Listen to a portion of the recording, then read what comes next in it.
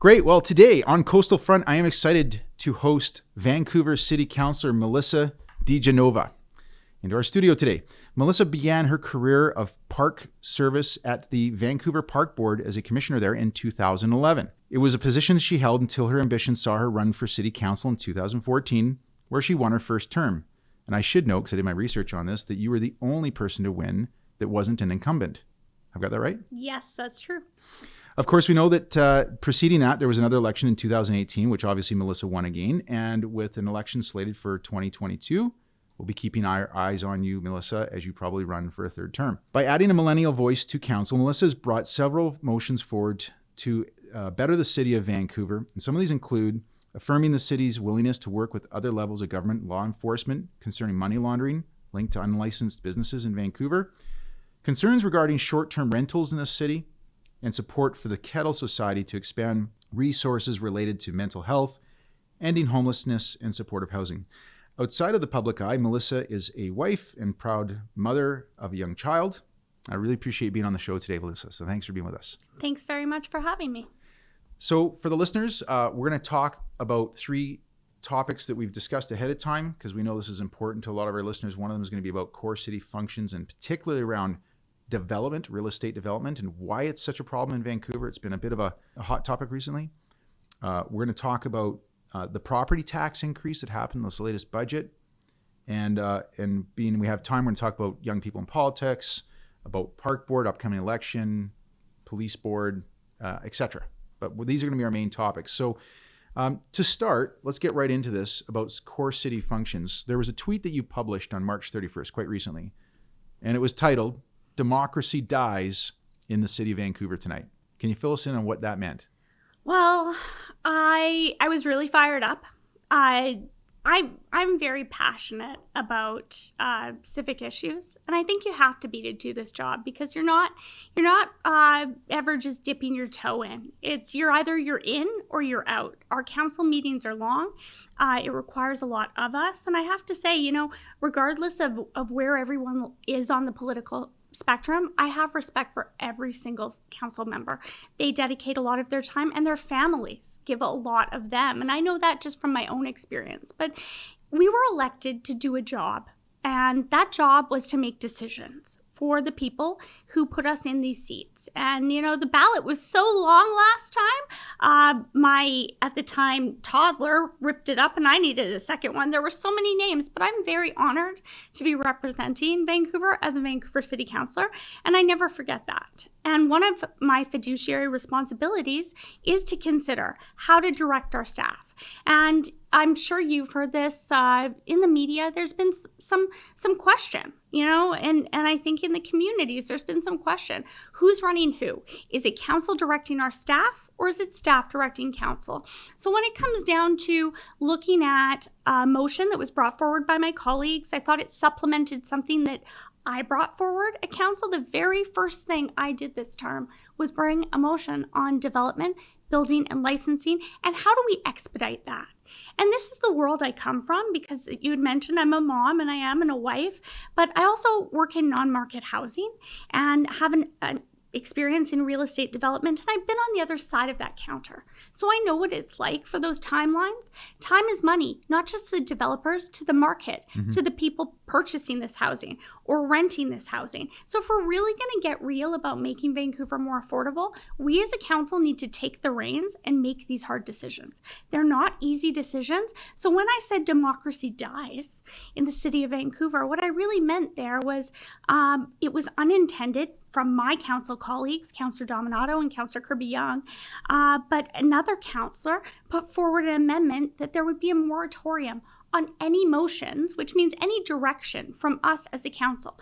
No council member could bring a motion forward in the next 16 months that had to do 16 months for development, building, and licensing. Well, that's 16 visa payments for me, but that for the development community, that means for the next 16 months, no matter how bad the issue is that I hear, I now can't bring something forward to council. So I spoke vehemently against this, and that tweet was a result of the vote where I voted against it. I warned my colleagues. I spoke in debate about the consequences and the unintended consequences of this. I really see this as, if we can't trust ourselves to make good decisions, if we're putting a moratorium on our own motions here, then I think the councillors who did vote for that have to ask themselves if they really feel that they should have those responsibilities. Because by voting for that motion, they chose not to want those responsibilities. So I almost see that as passing the buck. It's a really good point. It's passing the buck, really. Yeah. Wow. And as you can see, I get a bit fired up about it. Well, I want you to be, and that's a really good point. So since most of our listeners are not super plugged into politics, especially municipal politics, might not understand all the nuances around motions and these types of things. Just to make sure I got this in like real layman's terms, you guys had a council meeting. Someone put forward a motion, which is like a kind of a decision that you're going to vote on, which basically said city council and mayor can no longer bring any new kind of agendas with respect to the topic of real estate development to council for the next 16 months. Or building or licensing. So that's small business licenses. So there's no innovation that's going to go on in the city. Maybe staff might, but as far as council, there's no creativeness. There's no, if something big happens in 6 months that causes our world to turn upside down, and we know what that feels like. We've been in the middle of COVID right now. No one can make any motions until like the summer of next year. Yep. And that councillor who brought Have you ever heard of this before? I've seen moratoriums before, but moratoriums on certain things, like moratoriums on development in a certain neighborhood because we're waiting for a city plan, not moratoriums on councillors because we shouldn't be able to make decisions for 16 months. We didn't. That doesn't really make any sense. It doesn't. If you had to put yourself in the shoes of one of your city council, because it did pass, most people voted in favor of this, right? Have I got that right? Yep, it passed. So if you had to put yourself in the shoes of what would one of your counterparts say? What would their argument be, even though you don't agree with it? What would their argument be as to why this was a good idea? Well, we don't have enough staff to carry out the work that council has already put forward. And my argument was the very first thing I brought to this council, and fair enough, there were only 2 of us who were reelected and stood for office and were reelected. So we had a fairly new council. But, Councillor Adrienne Carr and I had been there last term. Mm-hmm. She was there even longer than me. But I came to council ready with my very first motion that we look at ways to expedite this. So our staff had already brought us back a report saying we're swimming through Melissa's motion, and it becomes all of council's policy, really. Right. So a motion's really, a fancy word for policy or rules. So These are the rules. And we sent staff, we gave them direction to go out there and take a look at ways that they could cut red tape. And that's really how I see it. How do we cut red tape? Maybe we should go across the water to the city of North Vancouver. They're a great example of, how you can turn things around in a short amount of time, with a smaller budget and a smaller department. I get it. We're the city of Vancouver. But maybe then what we need to look at is, what departments do we have staff in? And, I'm sensitive to this. I'm not saying those issues shouldn't get funded, but maybe it's not a municipal issue. Right. Maybe we should be asking the provincial or federal governments to fund those issues. And we instead should stay in our lane and look at maybe expanding development, building, and licensing. And to the councillor that moved the motion, I spoke to this. I said, I looked it up and I said, the last motion that councillor moved 2 weeks ago was to give cannabis dispensaries a break on their licensing fees. Now, fair enough, I voted for that motion, but if she thinks that that's the last important motion she'll have that has to do with zoning and development and building permits, with licensing, and that department also oversees empty homes tax. It oversees cannabis licensing. It oversees building and permits and small business. So if we hear from a small business owner who can't get a license from the city or something's backlogged or lost in translation, we can't formally put forward a motion. I see it tying our own hands. And why would we do that? That doesn't make any sense to me. If I think to myself, if you're dramatically, profound change, which is likely going to happen in the next 6 months as this pandemic unfolds. And there's going to be some things that have got to come up, I got to imagine.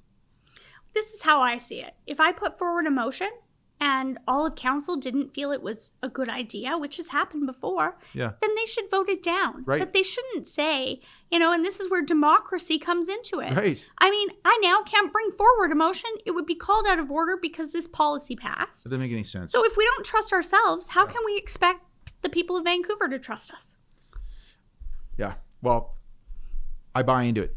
So let's spend a little bit more time on this world of development and what this tweet that you wrote, Democracy Dies in the City of Vancouver Tonight, was around development. Now, I want to let you know that I did reach out to a number of fairly senior real estate developers in the city, people who, I won't name names, but people who are real movers and shakers in this city, people who put up big projects, medium-sized projects, but these are not like single-family home developers.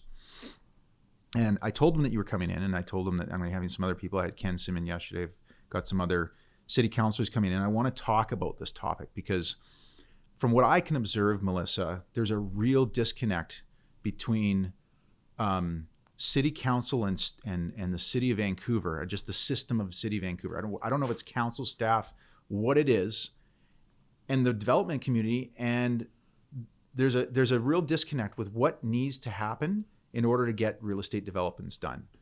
To the point where a number of these developers told me they live in Vancouver, they have a home here, they pay property taxes, they used to develop in the city, and now they develop in North Vancouver. You mentioned North Vancouver earlier. They develop in North Vancouver, develop projects in Burnaby, they develop projects in Edmonton and Calgary.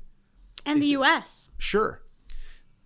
So one of the comments I got was, I can develop a project in Edmonton at half the amount of time as I can in Vancouver. The municipality is effectively the same size of population. Bigger space in Edmonton, but as far as population size, it's the same.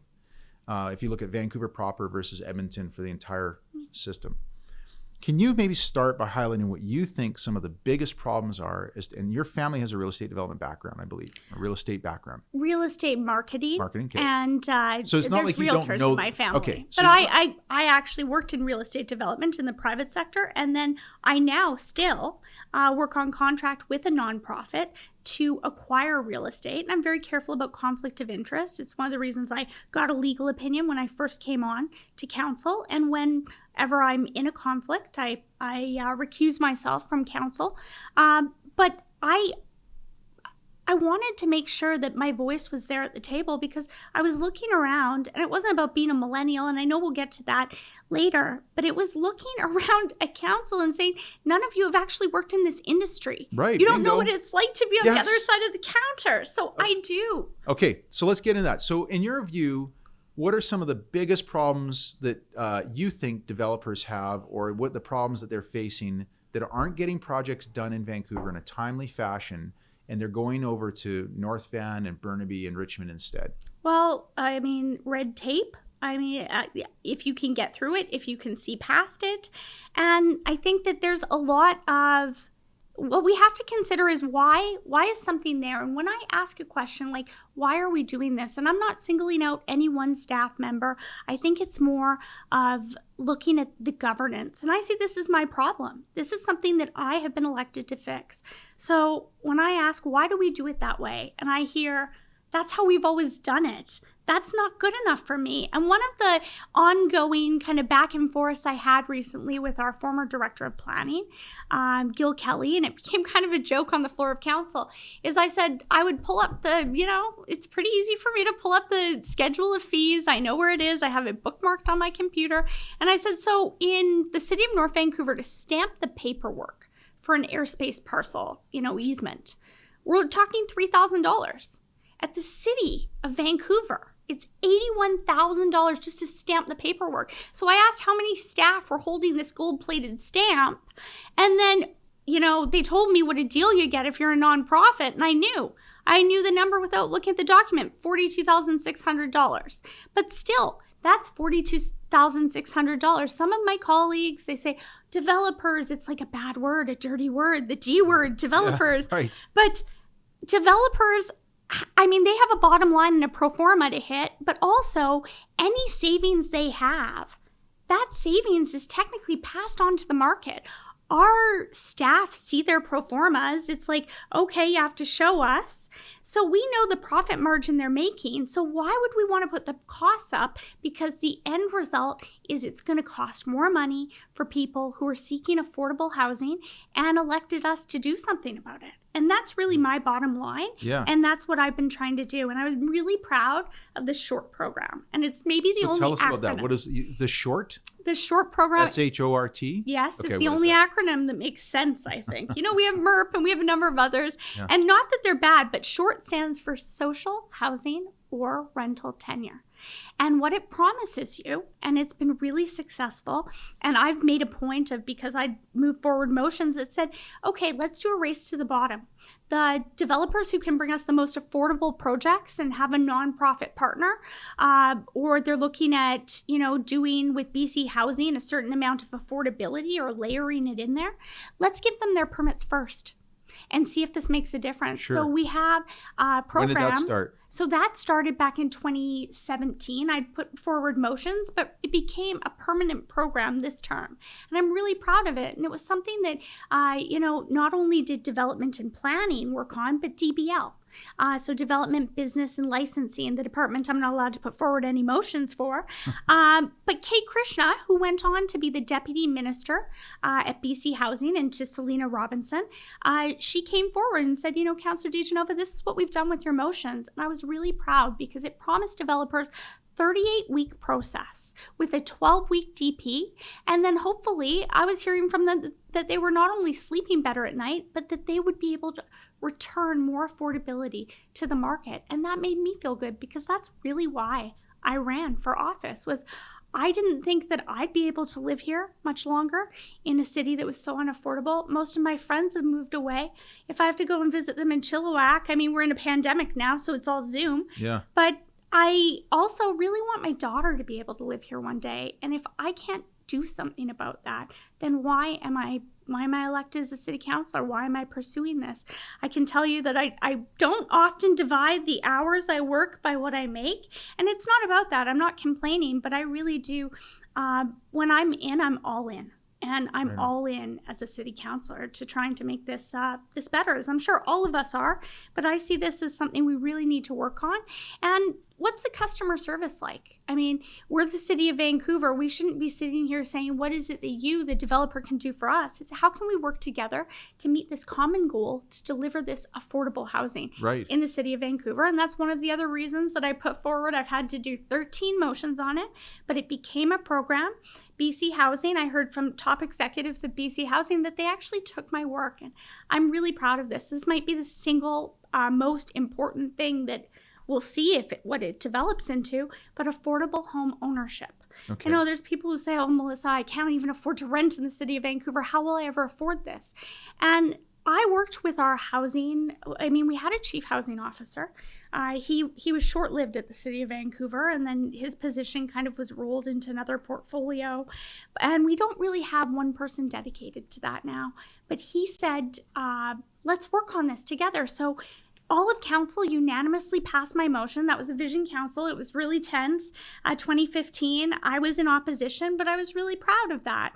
And I moved that forward because the idea is when you create affordability, affordable home ownership, those people who perhaps are overhoused and could afford to own if they had a down payment, you free up room in that rental market as well. So across the board, BC Housing. So what was the program in particular? You said it's affordable home ownership program. How did it work? What was the concept behind it?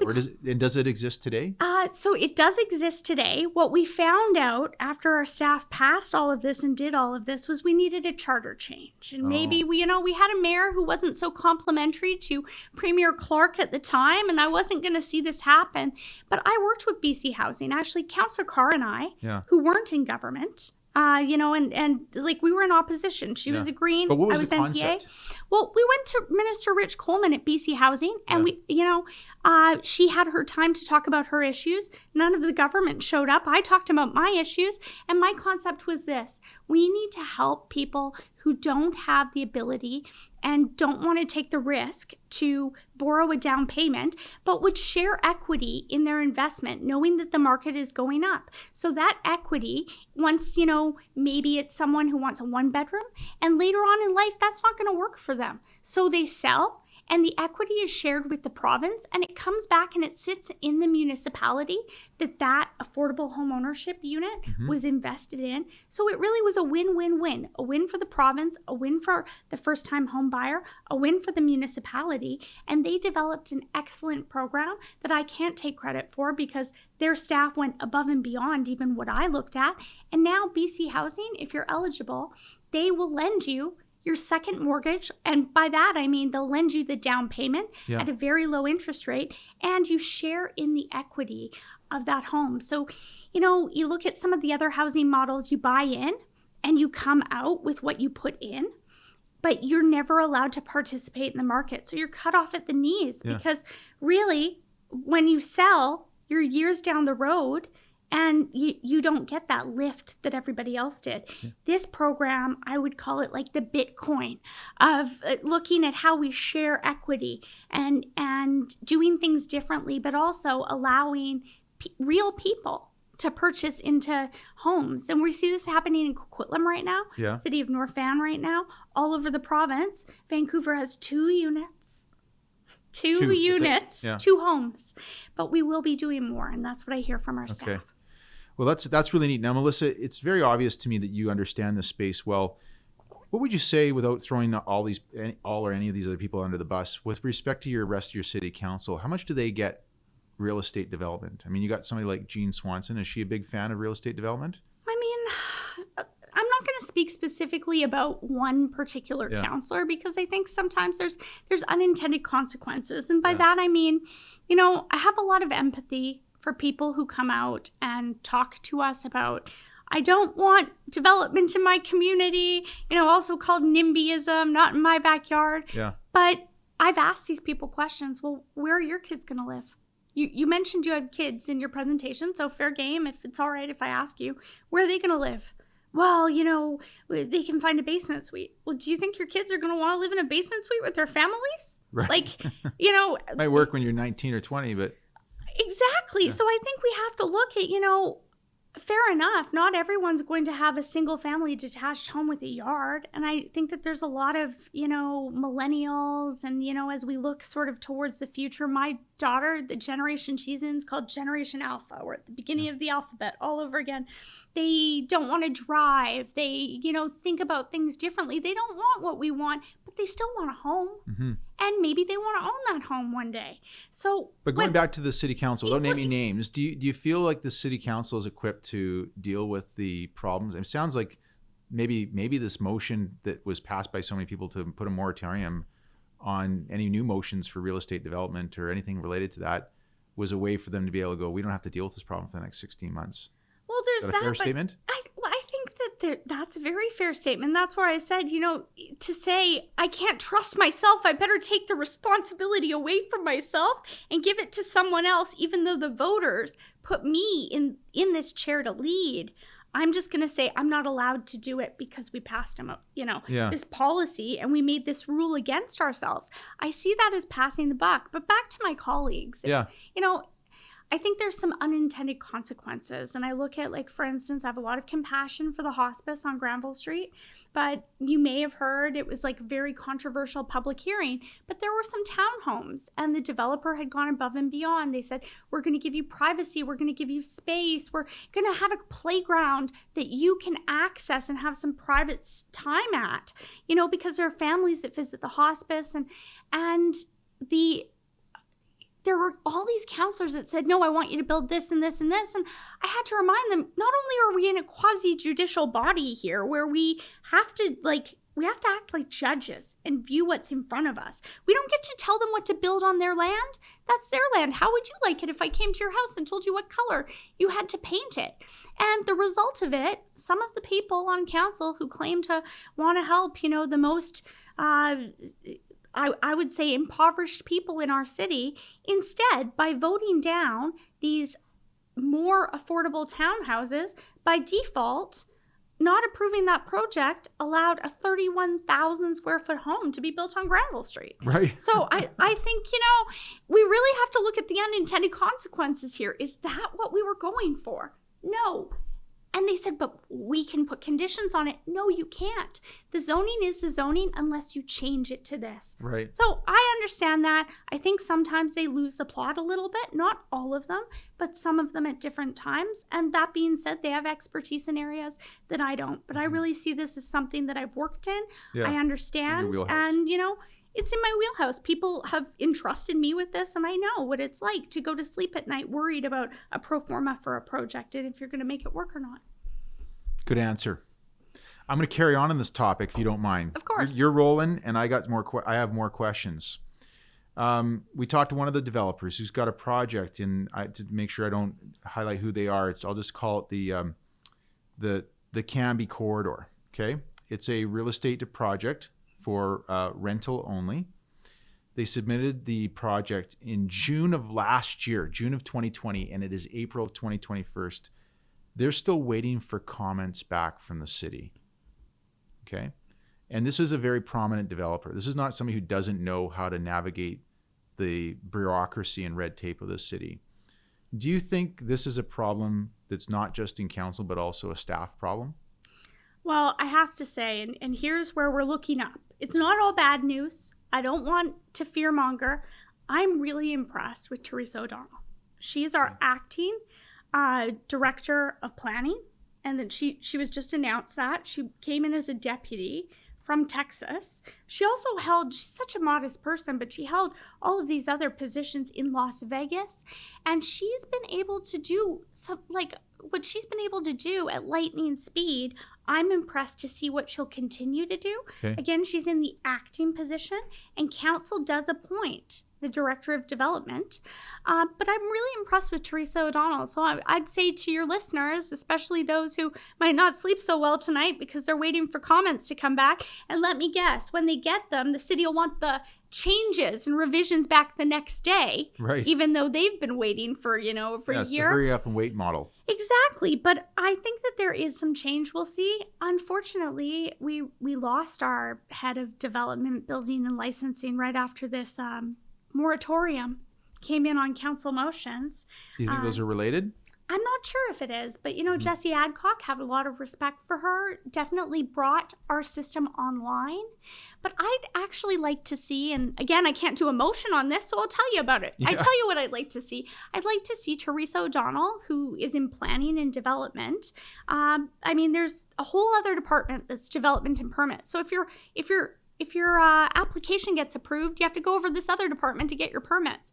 I'd like to see it back under one umbrella. I know we've gone back and forth with should they be two separate departments or one, but if you don't streamline things, you can't expect to fast track them. Mm-hmm. And that's my concern. So I will be asking a question, since I can't give any direction on that, as to whether or not, now that we have seen a change in leadership and a departure from the City of Vancouver in development, building, and licensing, whether or not the expert, who I see as our director of planning, our acting director, Teresa O'Donnell, if she thinks that this is something that should come into her wheelhouse. Okay. There's when you're doing a real estate development in most municipalities, there's a thing called a CAC. It's a community amenity contribution. And so maybe first of all, can you just explain for the listeners that aren't familiar with that what this is? Well, the community amenity contribution, and recently the rules have just been updated and changed a little bit, but they're provincial. They're set by the province, so the city can't set them.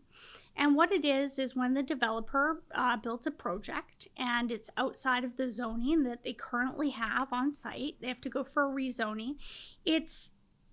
For example, I'll just talk about sort of adding density to a neighborhood. Okay, you're adding all these people to this neighborhood. What improvements and upgrades are you providing for all of the residents of this neighborhood, including all of the new people that will be living at this project? Like, for instance, things that come up are, is there adequate parking? Is there contributions of public art? You're creating housing, that's now considered a contribution as well. Affordable housing is a contribution.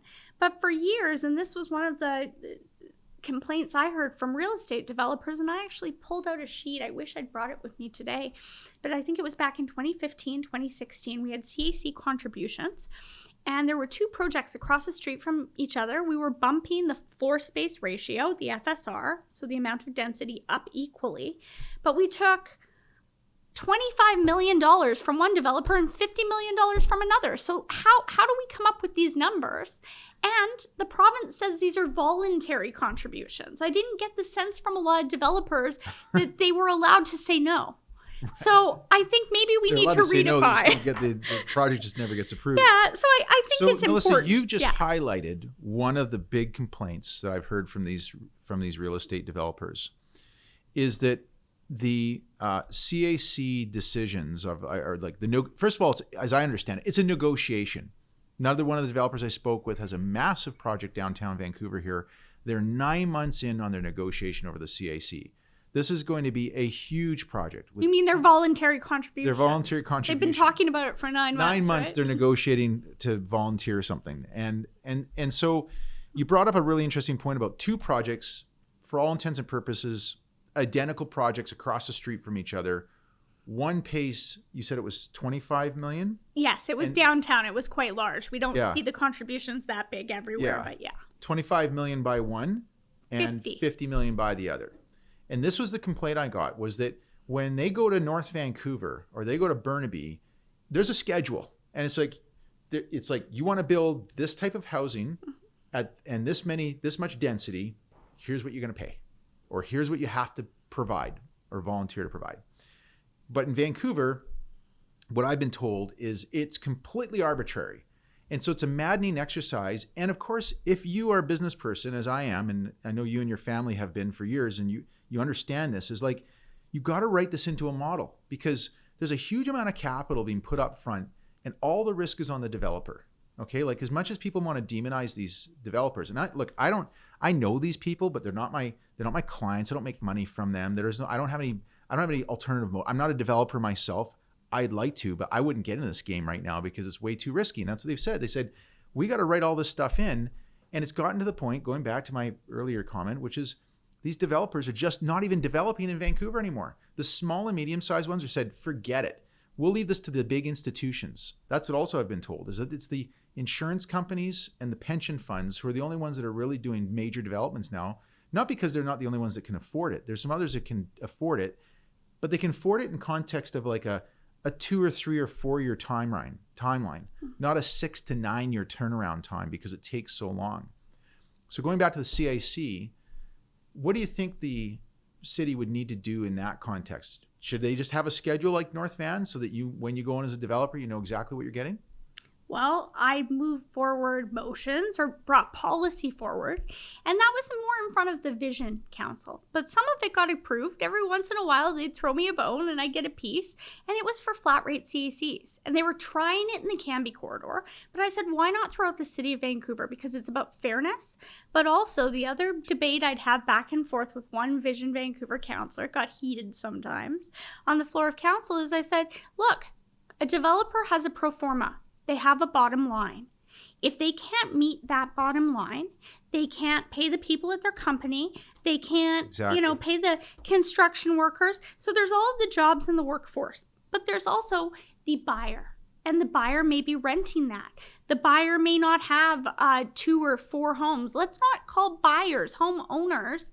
Let's not say that they're all wealthy, because they're not. Some of them can't get into the market, and the difference between this developer saying, okay, well, now I have to, buy a huge amount of public art or put some money into this fund or that fund, instead of just doing what I wanted to do, which I'd offered up, like build childcare on site. Oh, who needs that, right? Yeah. I guess no families, because they're moving out of the city of Vancouver because it's not affordable. Let's not lose the plot here. So I suggested we should do that, because then they can build that into their pro forma when they come to the city. And sure, staff should say no if they didn't do it right, but it's pretty hard if it's all scheduled out. And I really think that that's important, because it's about fairness, but it's also, and this is what I'd say to the Vision Vancouver councillor, I'd say, do you not agree that the end price, like the end of this lack of affordability through, all of the red tape and the money, do you not think it's going to end in, being passed down to It gets the passed to the consumer buyer. Of course and it then does. to the Always renter? does. And I thought we were here to make sure housing more affordable. Actually, I have to tell you, and I mean, it's a well-known fact, but I used to hear one real estate developer, who I won't name names, talk about, and this is just to quote them, that CACs were like the crack cocaine, that some of the planners were like, okay, well, there's a piece of land. We're just going to decide we want a new swimming pool, this, that. We don't care what project they're bringing. We don't care what they're asking for. So it became this issue where instead of saying, like, laying everything out on the table and saying this is what we want to do, I could see developers were holding a little closer to their vest. What did they have to do? Who were the favorite children? Right. And I saw a lot of business leave the city of Vancouver. And in fact, the nonprofit that I work with, also, mentioned that we don't do a lot of work in the city of Vancouver, so I don't have to conflict out a lot, because the truth is the housing that I provide for people, most of them need accessible housing, like they're quadriplegics or paraplegics. Imagine needing rent at $375 a month and needing accessible housing. In Vancouver, it's almost impossible. Yeah, absolutely. So Melissa, you've just brought up a really a point that I wanted to highlight, which is whenever prices go up, some of that gets eaten up by the wholesaler, some of it gets eaten up by the retailer, but it's always the consumer that pays the most. And so if the cost to build in the city of Vancouver is 20 or 30% higher than it costs to build the same project in Burnaby or North Vancouver, people are going to pay more in the city. And if it's a result of the bureaucracy and the red tape in the city of Vancouver, using Ken Sims' quote from yesterday, it's a self-inflicted wound. It's something that could be fixed internally, and it's not. Not for the next 16 months, it can't. Well, that's a good point. So we talked about CACs. We've talked about the fact that you've got sort of this arbitrary decisions. The other thing that I've heard from these developers is they can't get any engagement with, or there's no engagement with city council. Maybe there is with you, I don't know. But the feedback I got is way before these developers get deep into a project in North Vancouver, there are a number of city councillors in North Vancouver, I don't know who they are, you'll know who they are, that you can call up and you can kind of field the idea. Like, hey, Melissa, I just bought this land, or we're gonna put a bid in to buy this property. This is what we're thinking. Here's a kind of template. Is it in line with what the city's plans are? Is it in line with what you think council would approve? Are we on the right track? Which to me seems a little logical. Like what? But what these developers have told me is it's a complete black box with council and staff. You basically have to go do all your work up front. You get all your engineering work, your environmental work, everything gets done. You bring it to council. It's got to be basically locked down, bulletproof, with the hope that they approve it. And then even at that, it's completely arbitrary whether, and you mentioned before, Amanda, about whether it's, you can have two projects that are identical. They get submitted to City of Vancouver 1 month apart from each other. One gets approved, one doesn't. I kind of rambled on a bit there, but let's go back to the North Vancouver example. The feedback I got is these developers can go to city councilors at other municipalities and get a little bit of feedback to see if they're on the right track. Apparently they can't do that here. I speak to a number of real estate developers and applicants, so builders, people in the industry.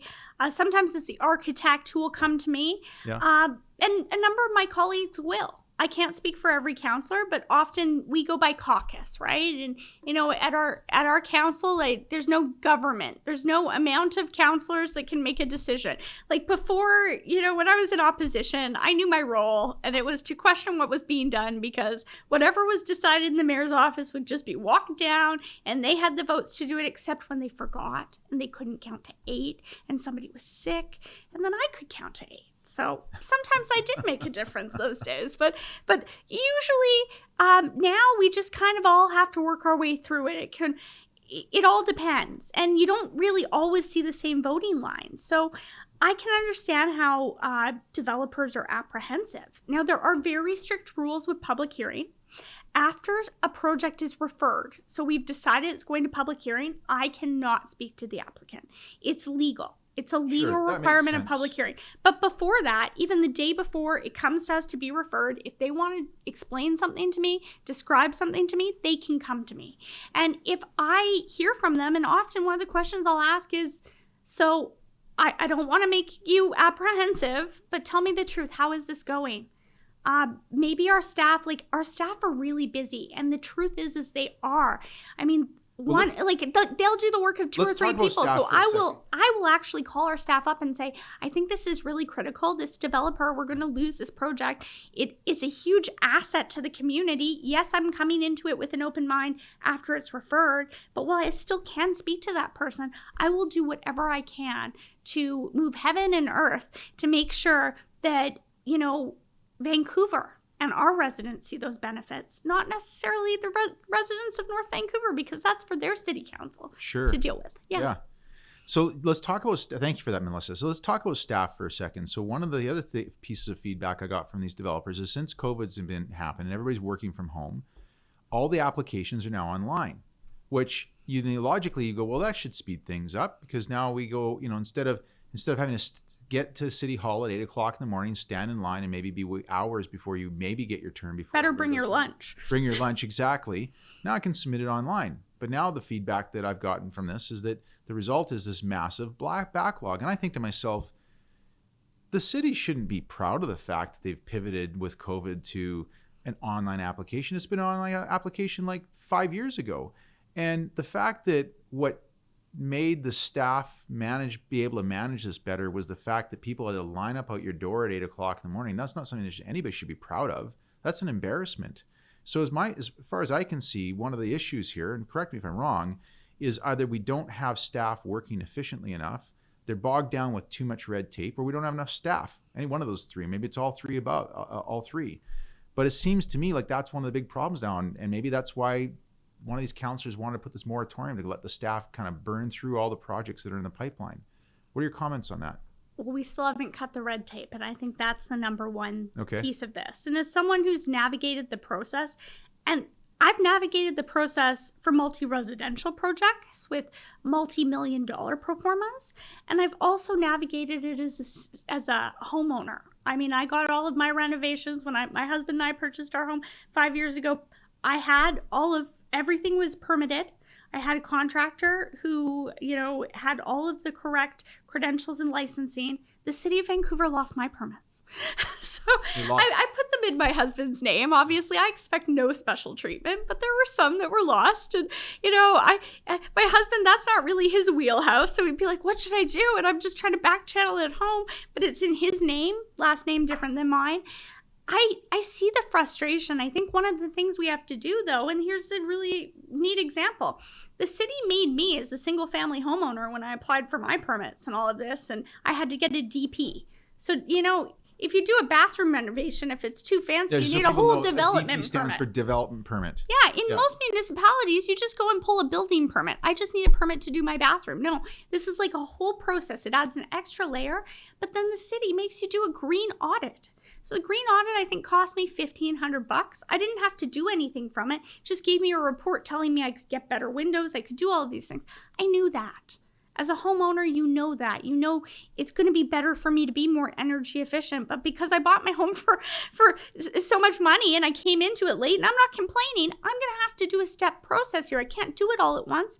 Can't afford to. So why is the city making me spend $1,500 and all of that time that I could have been renovating my home, going to get a report done that I don't even have to follow the rules, or there's no rules that come out of that? So that's just one example. That's like a real world example of some of the red tape we need to cut. If we actually want to be the greenest city, let's not talk about it. Let's do it. Yeah. And time is money. And I think that that's a really good point. Now, to our staff, I do think, and this is where I will back them all the way, they are efficient.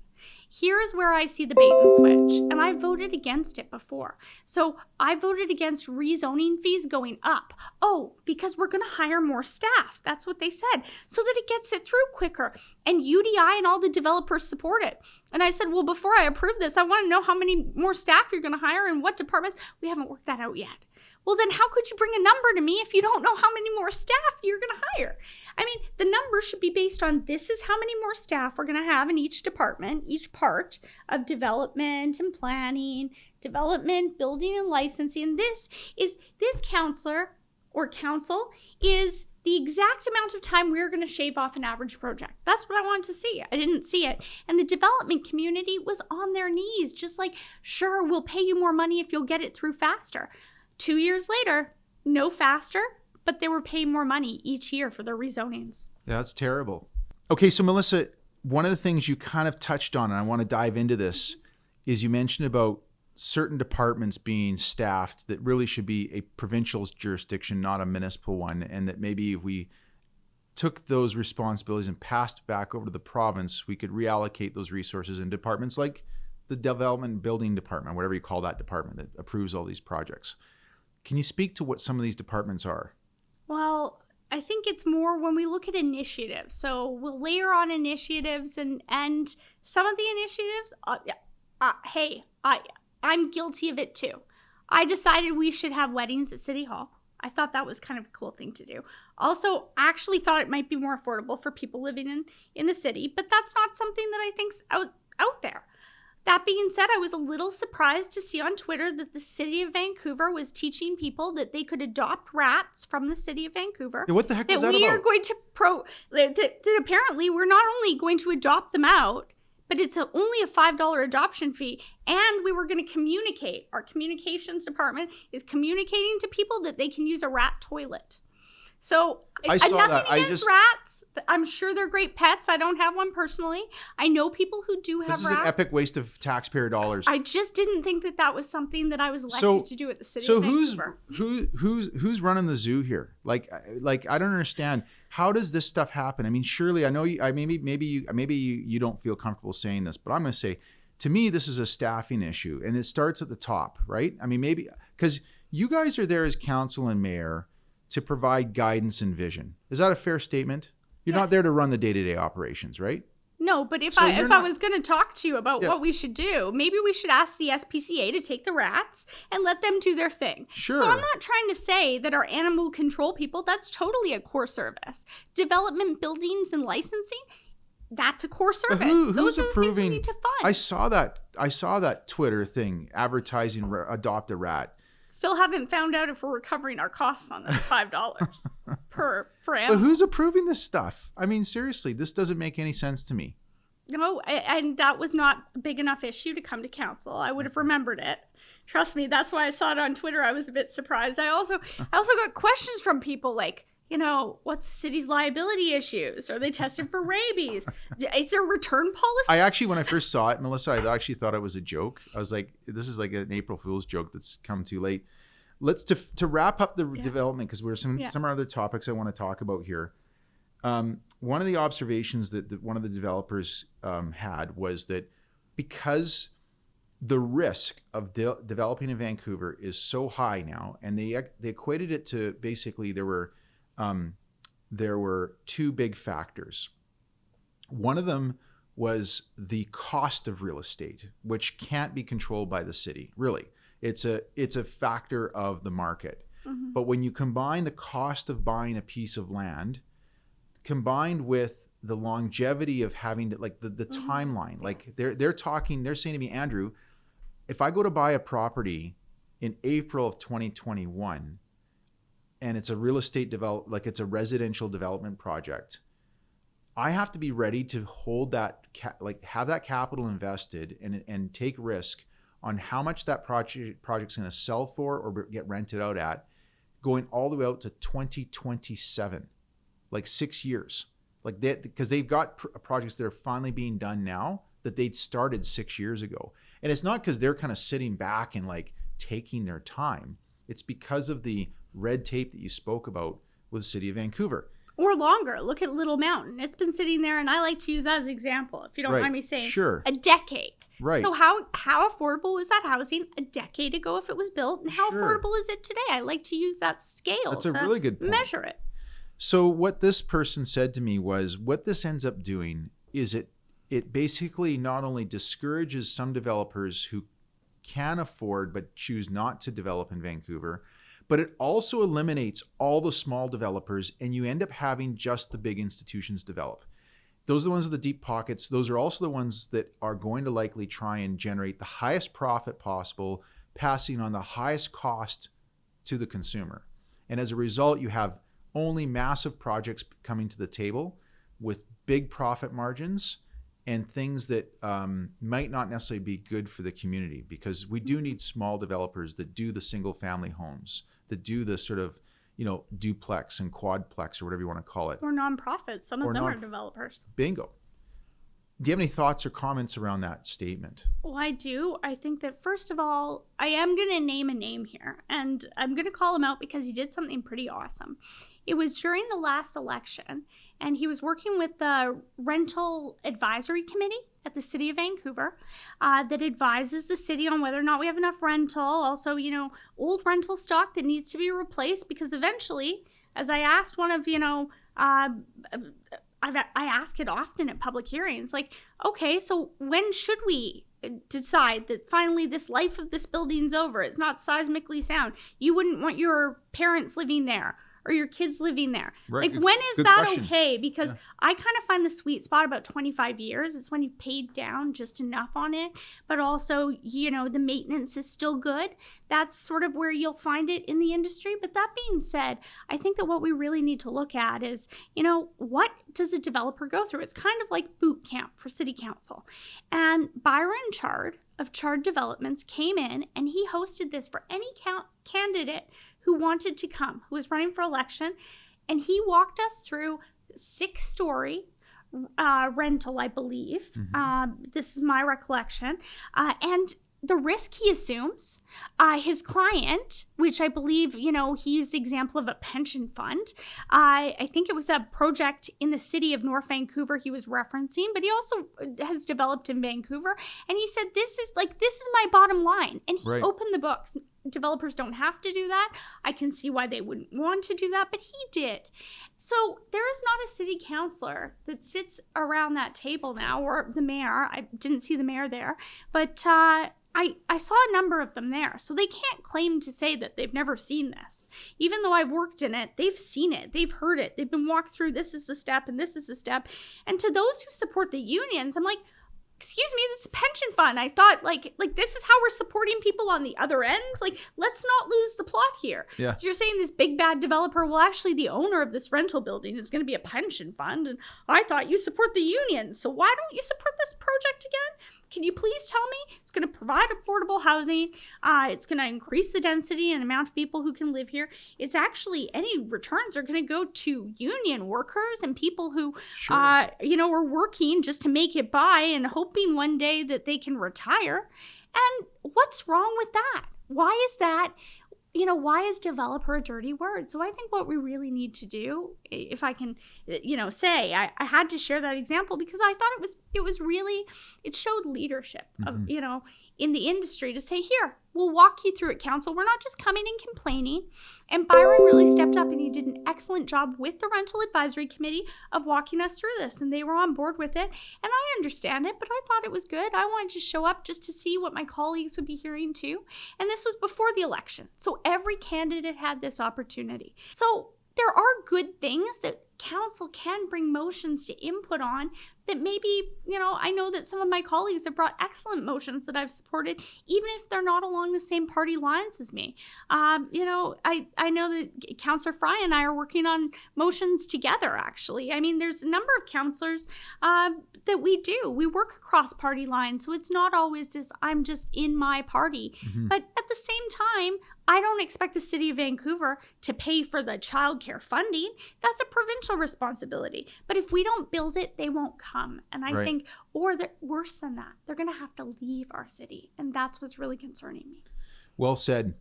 So when it comes to kind of pushing the province Because the province does the same. They go to the feds asking for money. It's normal that cities then go to the province, say, we need some money. Whose responsibility is that? Is that the mayor's? Well, the mayor has the mayor's office, and I've said this. There's people it's good that we're transparent. It's good that we're open about our spending, but I think the mayor spent about the same amount on office supplies as I get in my entire budget. I actually have this in my notes.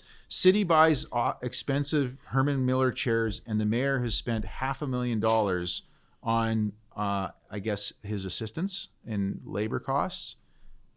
Well, the mayor does have two chief of staff. Huh? I'm not saying that they're not doing their jobs. It's not for me to say that. Is there some foolish spending going on at the city of Vancouver? I think that if I was on the other side of it, I like to put myself in the shoes of the people who elected me to do this. Yeah. And before I was elected, I always went out there and voted. And this is why I think people are apathetic and they don't vote, because they think, oh, I can't make a difference. And this person doesn't understand go buy more Herman Miller chairs. Exactly. We're in a pandemic right now, so I can understand. And I asked staff to look at that. Right now, we're doing some redecorating of a lobby. And I said, but nobody can come to City Hall. Why are we redecorating a lobby? So these are the questions that I do ask, because I try and put myself in their shoes. The other thing that I did, just, a quick example of it last term, and I felt bad. I really did put our staff on the hot seat, was they came back with this, this short-term rental policy. And they said, okay, so you can do this if you're a renter. And I said, so if you're a renter, if you're renting a home, you can come to the city and get a policy to short-term rent out the unit. Well, where's the renter living? Well, they're short-term renting out the unit that they rent. Well, they could be a flight attendant. Okay, well, not everybody in the city is a flight attendant. Then I get this. I looked at it. I wanted to see if it was bulletproof. I try and look at it through the eyes of, the average Vancouver taxpayer, if they even have an extra moment after they make lunch for their kids and do everything they've got to do. And I know they don't watch council meetings. So if they're looking at this policy, I said to our staff, so let me get this straight. If someone had an adult child, could they sign a lease agreement for $1 with their adult child? Their adult child turns around and comes to the city and gets a license agreement? Yes, but we don't expect people will do that. Well, why not? You have to, take this policy for a test drive yourself before you expect me to approve it. Good, so I didn't vote for it, but that's just another reason. Again, I think we have to look at, instead of saying no, how do we get there? And we heard from people, hey, short-term rental might be, I have an adult son who comes home from university. To pay for that son to go to university, we heard from a speaker, I short-term rent out my suite. Well, you should long-term rent it out. Another counselor said, well, then where would my son stay? Yeah, exactly. So I think we really have to consider putting ourselves in their shoes. I like that statement. Got to take this policy for a test drive before you get it approved. Or a test bike ride. Yeah. I don't know. Whatever we do in the city of Vancouver now. Melissa, as we start to wrap this up, there's been you're a pretty fiery lady, and you've had some fiery dialogue recently on Twitter. It started off, I think, like a week or two ago with your democracy just died in Vancouver tonight. I like it, by the way. It's I can hear the passion in your voice. I'm sure my husband wanted to reel me in that day. He doesn't have Twitter, and he's very thankful for that. So you've got some people out there in the social media world who love to really try and say that you're not fit for office, this kind of thing. So what do you have to say? Like, can you comment on what it's like as both a female, and shall I point out that you're the first millennial to ever be elected to city council? You're a mom. You're a wife of a VPD police officer. There's this whole defund the police movement we've been seeing in North America for the last year and a half, which is in certain jurisdictions, I'm certain are probably well justified. But I got to say, Vancouver has, in my opinion, one of the most diverse, inclusive, and compassionate police departments I've ever seen. And I've seen a lot. Not that I've been in trouble or anything, but So can you comment a little bit as we go to wrap this up? What is it like for you, a mom, a wife of a police officer, a millennial, and a female trying to work in public office, and you're not even getting paid the big bucks? Well, that's a loaded question, but all I can say is What's it like? I can give you my perspective, Yeah. and that is I really feel that it's an honor to do this job, and you know, I'm sure my husband, you know, he thinks I'm crazy. He's like, you know, he understands, and I just wanted to say, you know, let me say that again. Actually, you know, my husband's really supportive of what I do, and in fact, when I have, you know, been in I'm a human being just like anyone else. That being said, I know, and I'm very fortunate to have women who mentored me, who came before me, and who made it a better place for me in politics. And even on the days that I don't want to do it, and I don't want to do it for myself, and I don't think that I deserve it, I have to do it for the women who come after me. And my husband reminds me of that. You know, and I see that every morning when I look at my daughter. Maybe she doesn't want to be a politician. She should be whatever she wants to be. In fact, I'd probably discourage her from doing this, just like my dad did. He said, it's going to be tougher for you. It's not going to be easier for you because I was elected. You don't want her to do it. You should encourage her to do it. Well, yeah, exactly. But I have to say, you know, I think women, and I felt more comfortable talking about it lately because I feel like I should. You should. Before... And I think I realized this, and so did other women. And I'm not saying, oh, gee, it's, you know, we've just become woke to this and all sharing this. But I think that there is a lot of misconceptions out there. And, you know, people feel that it's fine to just hurl insults at people because they're in public office. But then here's the thing. Who do you want to see in public office? And if that was your mom, your brother, your sister, how would you feel if somebody said the things about them that you perhaps say about me? Yeah, sure. And I guess that's the question I'd ask. Well, this is the irony, is that when someone says, you know, Melissa De Genova is like unfit for office, she's a liar and she has no morals, and she's going to discourage other millennials from wanting to run for office. I think to myself, well, that's kind of ironic, because, I mean, if you're throwing somebody under the bus like that and calling them all sorts of names, what would motivate anybody to want to be in that environment? Well, and that person's never actually spoken to me or met me. So, I mean, you know, take it with a grain of salt, right? But I wonder, you know, how would that person, you know, and I didn't ask them this question, but I did say, you know, in response on Twitter, there was, you know, a conversation on Twitter. I said in response, I said, you know, I'm not going to call you names. I'm just going to, you know, I'm going to keep doing what I'm doing. And it is really important. And I think that, you know, as a woman in politics, I think that, you know, my male colleagues, they also get harassed. We get harassed in a different way. Like, you know, I recently shared this. Charlie Smith, Georgia Strait, called me up. He was doing a story for International Women's Day. And he said, you know, Melissa, can you tell me, you know, what it's like? And I was very guarded.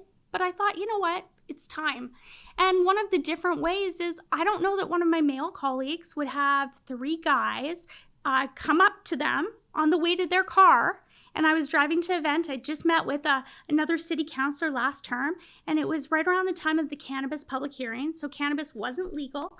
And I was just showing how, hey, by allowing this to go on in our city, we won't give this nice little business owner a license over here who has a restaurant, but we're just going to turn a blind eye while this cannabis dispensary that's getting supplied by a gang or organized crime continues to do business and makes money in our city. And what does that say about our leadership? So I was approached by 3 men, and one of them exposed themselves to me. And I found out later from the Vancouver police, who, you know, at first I was very shocked, but I did call it in and did all of the appropriate things. And they said to me, Melissa, we think that this was targeted and it was meant to scare you. I mean, I honestly wouldn't have gotten the message unless the VPD told me, because nobody had a sign up saying, you know, this is about cannabis. But, you know, I hear it from others who I talk to, and I encourage other women to run. And, you know, there have been federal politicians who've said it takes 3, 4, 5, sometimes 10 times more for a woman to be asked to run than a man. They feel they're less qualified. So what service are we doing to women to allow this behavior to go on? You know, we talk about toxic masculinity, and I'm not blaming it all on men.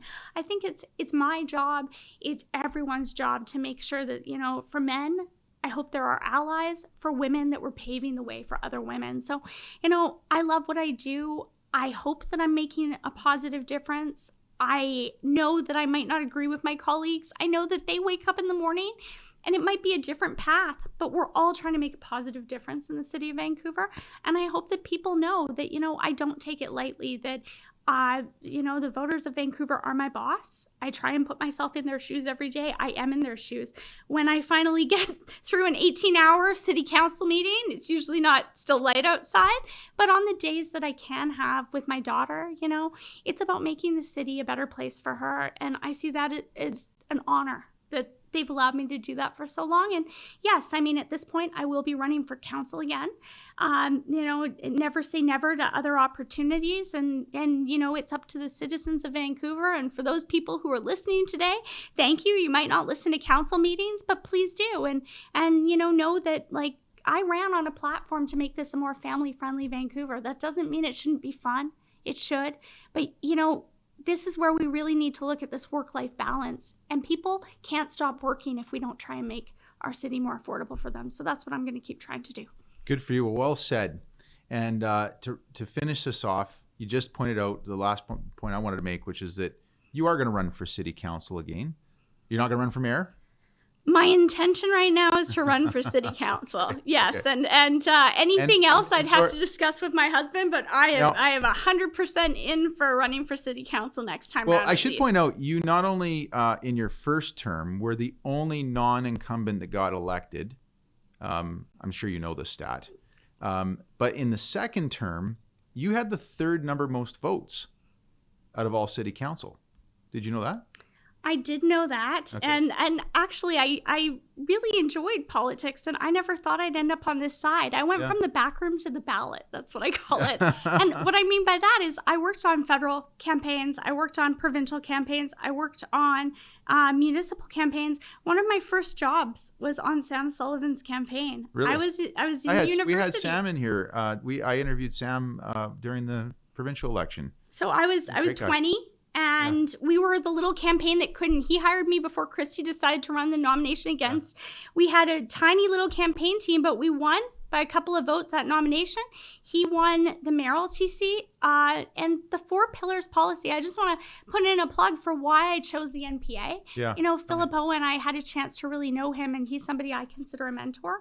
I think that this is the way it needs to be compassionate, but all 4 pillars are important. You can't operate without one. They hold each other up. Can you remind us what the 4 pillars are? The 4 pillars, it was a very provocative plan when it came forward, but it's looking at prevention, it's looking at treatment, it's looking at harm reduction, and it's looking at enforcement. And each of those pillars, they work together. And, Vancouver was one of the first municipalities to have a safe injection site. So I do support that. I know we're not going to get too deep into the overdose crisis and all of that, but that's what inspired me to run for the NPA. See, there's fiscal responsibility, but at the same time, there's compassion and looking at how does this actually affect people's lives? Homeowners, renters, people who are vulnerable in our city. And, I think that that's why, for the parts of the budget that I do vote on, I think it is important now more than ever to support the police when we look at sort of the increase in violence, the increase in anti-Asian, hate crimes and racism. And I think that it's really important that we just we look at public safety as that's just a human right, a basic right. One of the other things I was really proud about was free parking for veterans. That's where I think maybe we should. Was that your initiative? Yes, yeah. Good for you. So we should pick up, sometimes we do need to pick up the check for others, but not all the time, Andrew. Yeah, that's a good one. I like that one. I didn't know that you were the one that brought that forward, but I saw that. That was pretty nice. That was pretty good. So you're going to run next year. Are you going to run under the NPA still? I am committed to the Nonpartisan Association. Yeah. I think I outlined some of the reasons there, but I also think that, I'm looking forward to the AGM. We may see different paths. When's the last time the NPA had an AGM? It was a couple of years ago. And that being said, doesn't that seem odd to you? It does. That being said, I've seen a lot. Yeah. In my time in politics, it's kind of like a reality TV show sometimes. But will there be one before the next election? I do believe there is, and I'm committed to working towards that. And I'm going to keep doing that because here's the thing. I understand that some of the board directors at the NPA, agree with their comments. I don't agree with what they've said. But I think it's up to the membership. It's not for me to go in there and decide who should be there. Sure. It's for our membership, and that's what democracy is. So I think that that's really important. And I also feel that I have to hold myself to a higher standard as a millennial. As you mentioned, it's the first millennial. I want, younger people in the city of Vancouver who don't have time. I mean, because they're working 2 jobs or, ushering kids around if they can afford to have kids. As some of them tell me, that means a 2-bedroom condo or my kid sleeps in the closet or whatever that means. I want to be someone that they can see, is advocating for them up at City Hall and knows the struggles and the issues. I'm not saying all young people are the same or all millennials. I don't feel young.